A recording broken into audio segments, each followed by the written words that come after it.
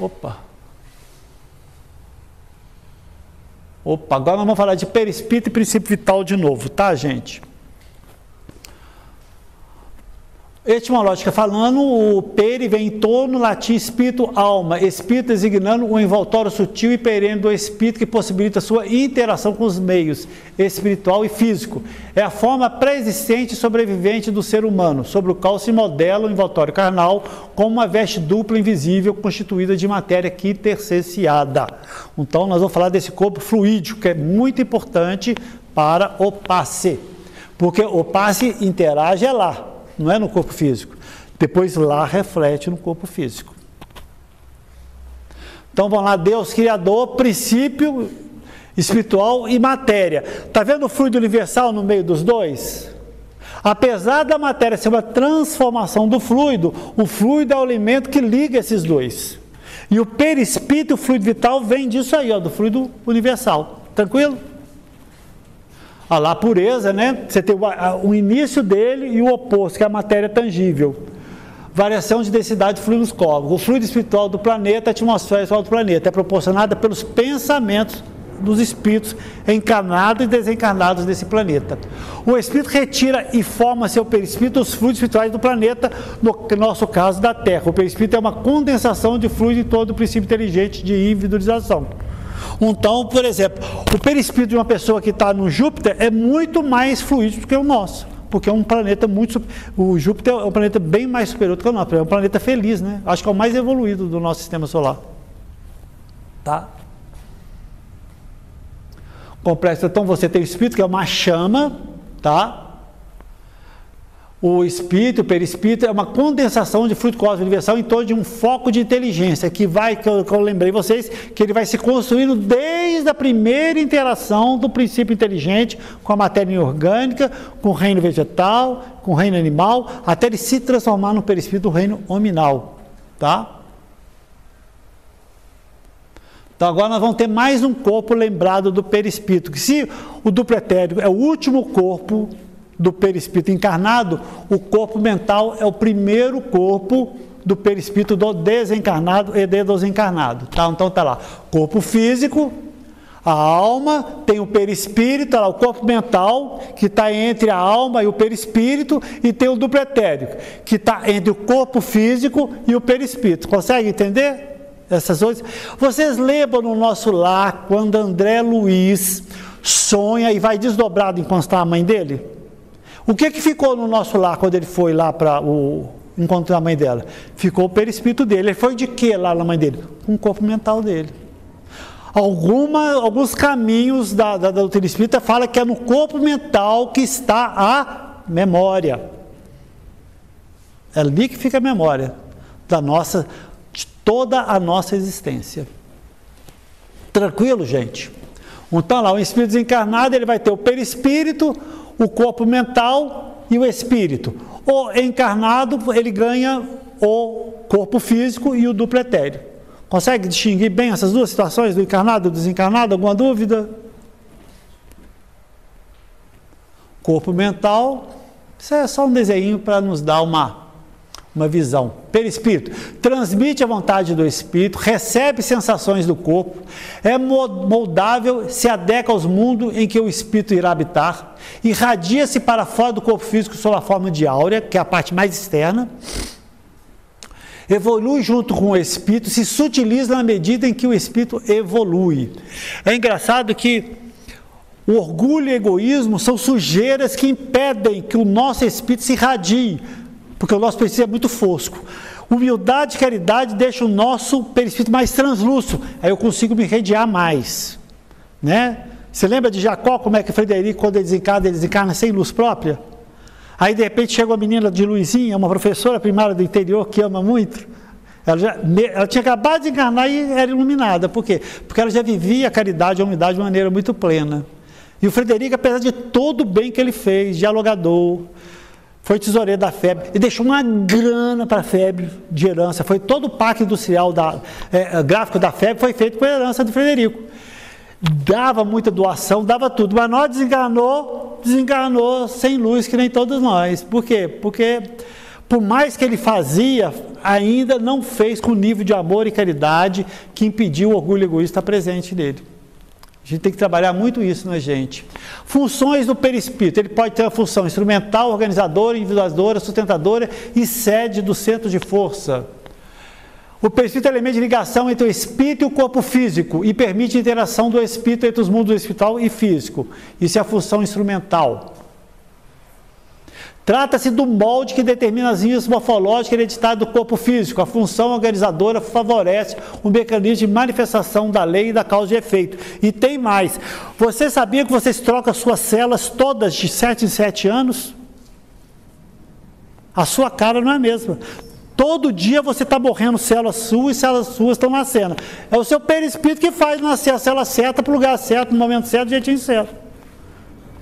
Tá? Individualizadora. O perispírito apresenta características peculiares à identificação de cada indivíduo, cada um é único, né? Função individualizadora está relacionada à história e às conquistas evolutivas da pessoa. Sustentadora, garante vitalidade ao corpo físico através do duplo etéreo, sustentando desde a sua formação até o completo crescimento, durante todo o tempo programado para a sua encarnação, e sede do centro de forças. Todo mundo já ouviu falar de centro de força, né? No Oriente eles falam de chakras, né? Coronário, frontal, laríngeo, cardíaco, esplênico, gástrico e genético. Depois a gente vai dar uma passadinha em cada um deles no próximo slide. E perispírito devido à sua textura, organização, flexibilidade e expansibilidade, fornece inúmeras condições de ação do espírito, mesmo quando encarnado. Condições essas que pode chamar de propriedades, qualidades especiais do perispírito, em desconhecer com isso que o comando de toda e qualquer ação é sempre do espírito. O perispírito, ele não é inteligente. Ele tem algumas funções automáticas, mas ele é matéria, que nem uma pedra, que nem tudo. O espírito é o que pensa, é o que sente, é o que tem vontade, e é o que coordena, e é o que leva. Então você tem as propriedades do perispírito: plasticidade, expansibilidade, densidade, radiação, penetrabilidade, absorvente. Absorvente é exatamente a capacidade que você tem de receber fluido vital através do espaço. Luminosidade, visibilidade, tangibilidade, unicidade e outras. Eu estou passando rápido porque o nosso objetivo aqui é o passe, não é tanto o perispírito, mas ao mesmo tempo é bom dar uma relembrada, né? A plasticidade, a alteração morfológica ocorre no perispírito em função dos contínuos comandos mentais do espírito. Essa capacidade de modificar a indumentária perispiritual está limitada ao padrão evolutivo do ser.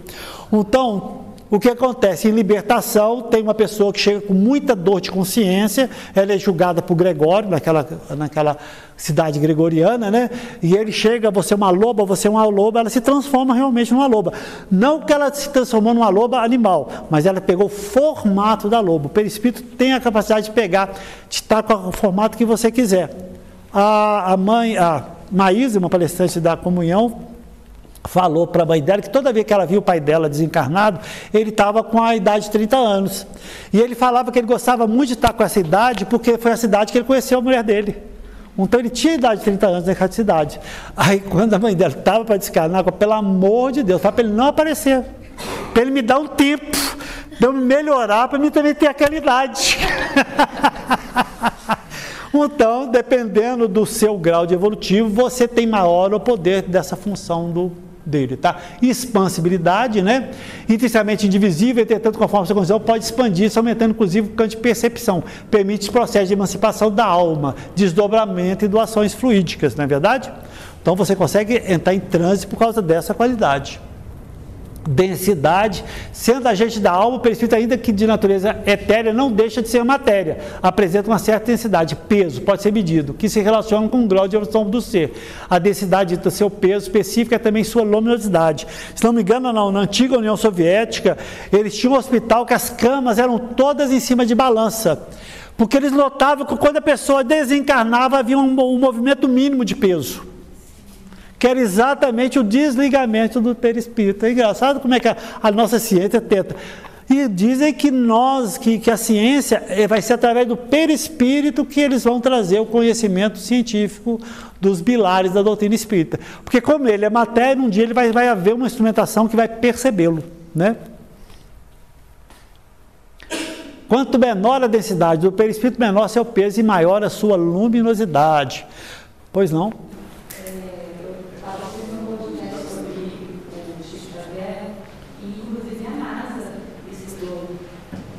A áurea dele, né? Exato. E aí falaram que a áurea dele tinha 10 metros.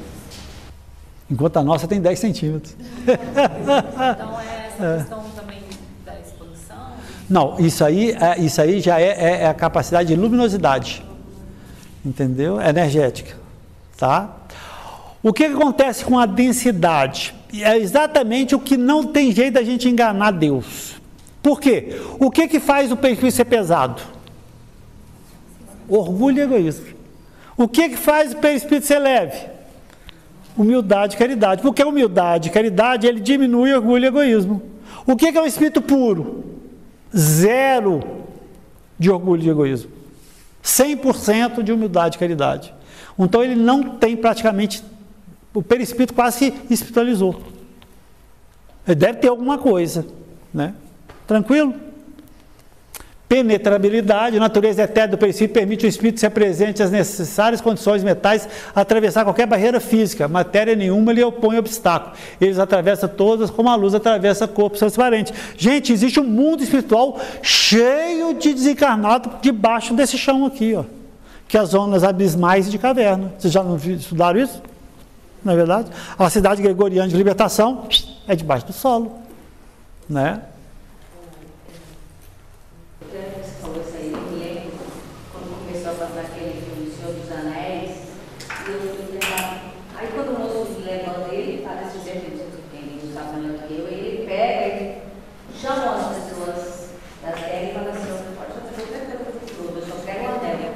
Aí aquilo me deu um choque assim, eu falei assim: não quero fazer isso não. Aí ela falou: ai, porque eu falei, por causa disso, porque você não tem noção. Aquilo que ele está falando não é só filme. Aquele negócio ali, a gente pode sair. Ele vai que eu já estava ali em algum lugar, já vi daquele jeito ali. Então, não quero ter o meu de descontrolado agora não. Deixa eu falar lá, né? Eu, para ser sincero, a coisa mais real do umbral para mim é o Senhor dos Anéis. Quer dizer, é impressionante como a gente consegue desenhar um inferno, mas a gente não consegue desenhar o céu, né? Porque a gente nunca esteve lá, ué. Como é que a gente vai falar do que a gente nunca foi, né? Mas o senhor, eu acho que aquela teologia do Senhor dos Anéis tem tudo a ver com o umbral, tem tudo a ver com os abismos, com as cavernas, né? É realmente esse mundo, né? Impressionante. Meu pai me ajuda. Por isso, não há clausura que possa propor a entrada dos espíritos, a não ser a barreira fluídica construída por evangelho no lar, na nossa casa. Você, através do evangelho no lar, você consegue fazer uma barreira fluídica que impede a entrada de espíritos não positivos na sua casa. Não tenham dúvida disso. A importância do evangelho no lar. Que a gente poder ter mais sossego dentro da nossa casa, né? Absolvente é o intermediário nos processos de transferência dos fluidos, de energias que se verificam nas curas e nos passos, tanto de quem dá e de quem doa. Capacidades familiar e essências materiais. Através do perispírito, o espírito desencarnado absorve os fluidos de alimento, de fumo, de álcool. Não é verdade? Sexo e destino, né? Que a pessoa estava com vontade de tomar uísque, o cara estava lá lendo o jornal, ai, uísque.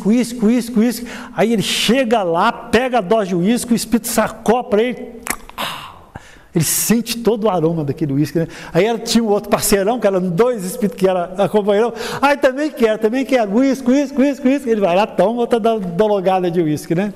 É impressionante como os espíritos encarnados que ainda estão muito... Pois não? Eu agora não me lembro se é a Umbanda ou o Candomblé. Ele fala justamente disso, que eles acreditam naqueles espíritos, que aí entraria o que eles chamam de malandro, que eles acendem a vela branca com a vela vermelha. Nesse caso, seria, porque para mim o senhor está falando a mesma coisa, só que em outra religião. Não seria no sentido assim, ele está alimentando o desejo do outro. Eles alimentam, olha, os espíritos inferiores se alimentam da cachaça, do uísque, do aroma do álcool, do fumo. Você lembra aquele espírito que ficava na estação querendo fumar um cigarrinho, umas guimbinhas de cigarro? Né? Mas ele pega a essência, ele pega o fluido desses elementos de alimento. O importante de você orar na sua mesa de almoço é o quê? É pedir que o espírito não positivo esteja ali usufruindo da sua alimentação. Então, quando o espírito está pegado a dinheiro, pegado a tudo, tá?